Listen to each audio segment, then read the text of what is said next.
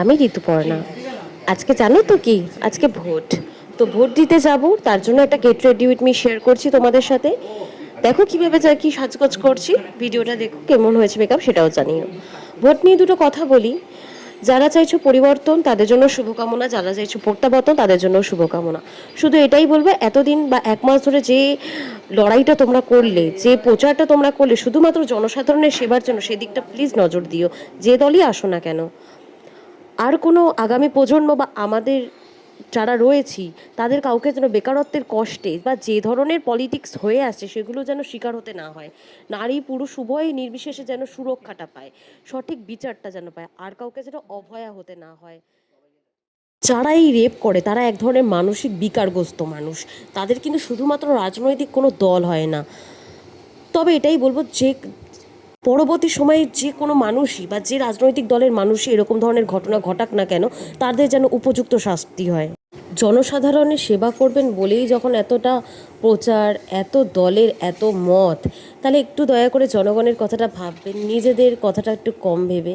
নিজেদেরটা ভাববেন না কেন, ভাববেন, অবশ্যই জনগণের কথাটাও ভাববেন সাথে, কারণ তাদের জন্যই কিন্তু আপনারা আছেন। এটা একটু মাথায় রাখবেন। শিক্ষাটা নিয়ে অবশ্যই ভাববেন। অনেক প্রচুর প্রচুর বাচ্চারা আছে যারা সরকারি স্কুলগুলোতে যায়, পড়াশোনা করে। দয়া করে সেই স্কুলগুলো যেন টিকে থাকে, সেই স্কুলে গিয়ে যেন বাচ্চারা সঠিক শিক্ষা পেতে পারে, সেই বিষয়টা একটু দেখবেন। আপনারা দেখবেন না তো কারা দেখবে?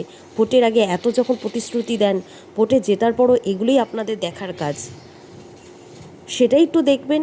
তাহলেই আর ভোট পাওয়ার জন্য সারা দিন যাবত শুধুমাত্র প্রচার করে বেড়াতে হয় না। বাড়ি বাড়ি গিয়ে শুধু হাত জড়ো করে বলতে হয় না ভোটটা দেবেন। পাবলিক তো কাজটাও দেখতে পাবে। যাই হোক, এর বেশি আর কিছু বলার নেই, আমার বলাতে কিছু যাবেও আসবে না। কিন্তু একটা নাগরিক হিসাবে যেইটুকুনি বলতে পারি সেইটুকুনি বললাম।